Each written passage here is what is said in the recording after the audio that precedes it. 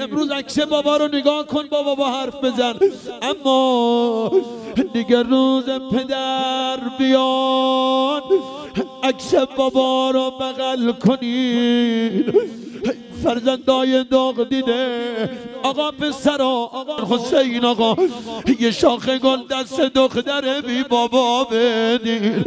اما دختر گل رو قبر بابا بگذاره، بگه بابا زت مبارک باشه عزیز دلم.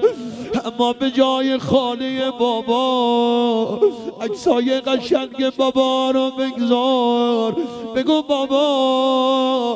بابا دیگه میدونم باید با عکسای قشنگ درد و دل کنم. بابای مهربونم، بابای عزیزم، هر موقع رفتی کنار مزار بابا بگو بابا منزل نوت مبارک باشه بابا. اما هر موقع رفتی این جمله رو بگو که گل نیامد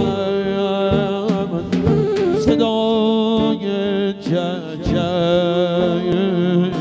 بلبل نیامد، روید از باغ